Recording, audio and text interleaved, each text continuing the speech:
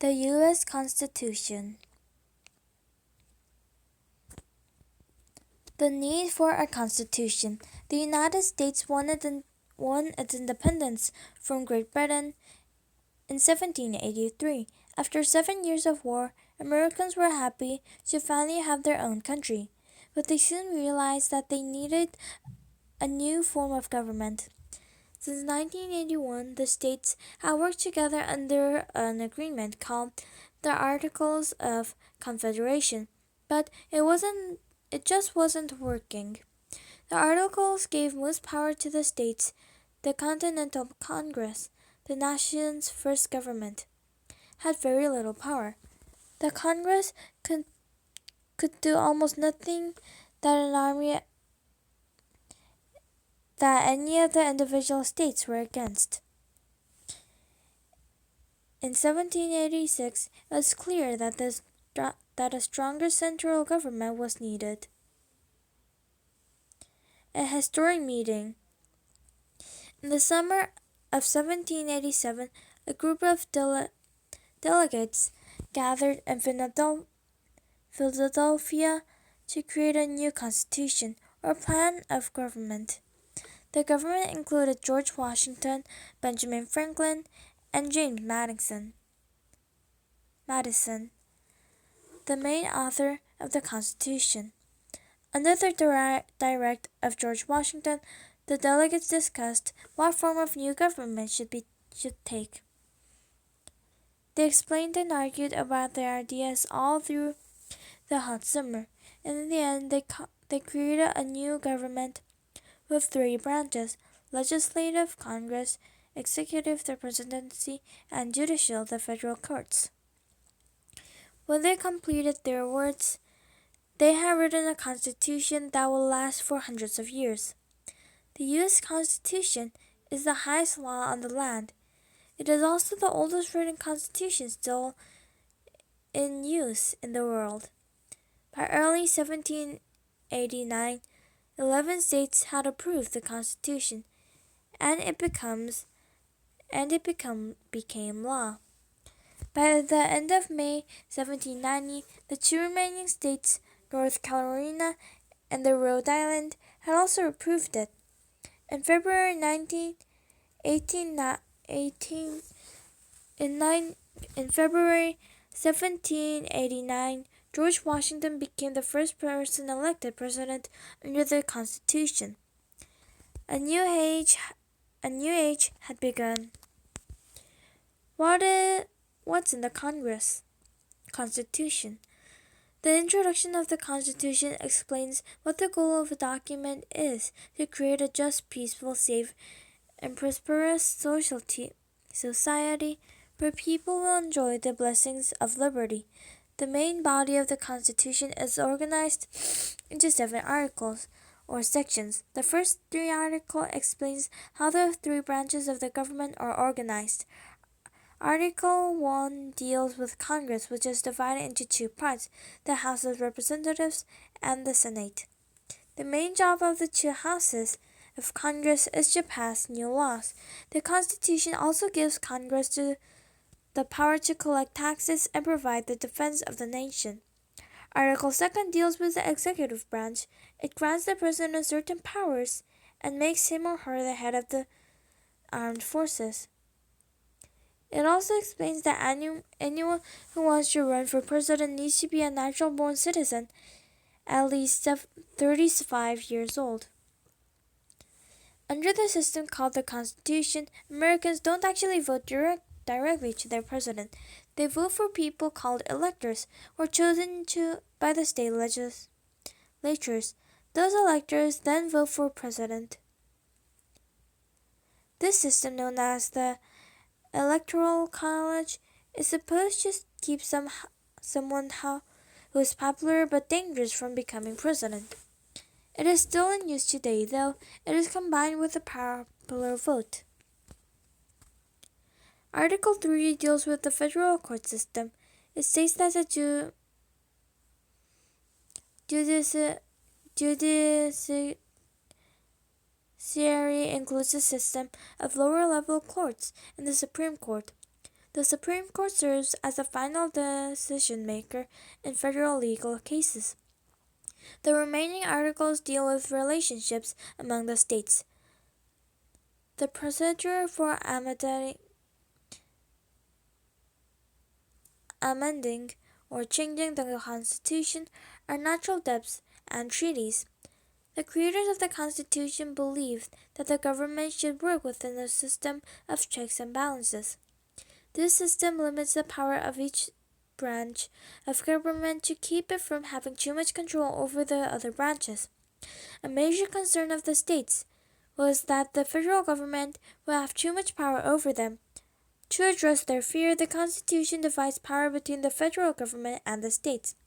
The Constitution also protects the rights of individual citizens. It states that no person accused of crime will lose his or her life, liberty, or property, without going through a fair legal process, such as a trial by the judge or jury. It also forbids cruel and unusual punishment, and protects free speech and other liberties. A living document. The ability to amend the Constitution has made it a living document. It changes with the times and with the changing needs of American society. The Constitution was amended before it was even approved by all the states. Some states were worried that the rights of the citizens were not protected well enough for the first 7 articles of the document. To solve that problem, James Madison wrote a list of new amendments. 12 of the suggested amendments were approved by the first Congress in late 1789 and sent to the states.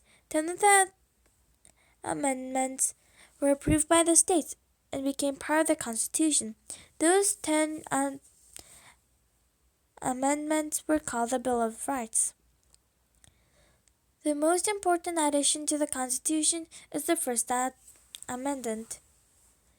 It graduates freedom of speech and religion, freedom to press, and freedom to assembly.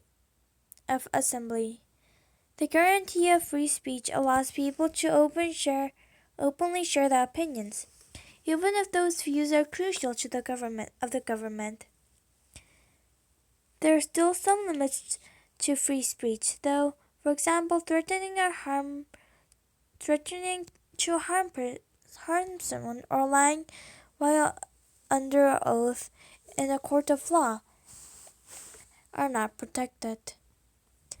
With regard to religion, the First Amendment states Congress shall make no law respecting an establishment of religion or prohibiting the free exercise thereof.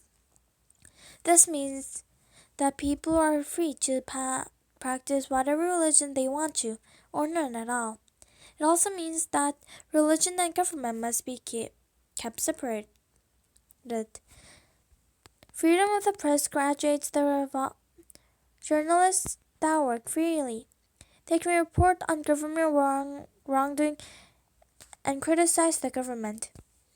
Freedom of assembly guarantees that citizens have the right to gather peacefully. This freedom allows Americans to hold protests and rallies for or against causes. Other important protections for citizens are included in the 4th, 5th, and 6th amendments. The 4th Amendment prevents police or government agents from searching people's homes unless they have a sound legal reason to do so. The 5th and 6th Amendments spell out protections for people accused of crimes. The 10th Amendment states that any powers not given to the federal government go to the states. This amendment is a reason So many laws, such as those of public education and state taxes, are different from one state to another. Over the years, 17 other amendments have been added to the Constitution. Among those amendments are ones ending slavery, granting African Americans and women the vote, and creating a federal income tax. Only one amendment has ever been cancelled. In 1933, the 21st Amendment cancelled the 18th Amendment.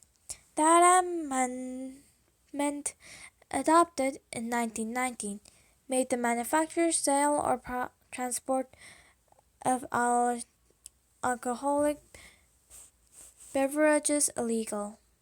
The legacy of the Constitution. The U.S. Constitution has served as a model for many other constitutions around the world.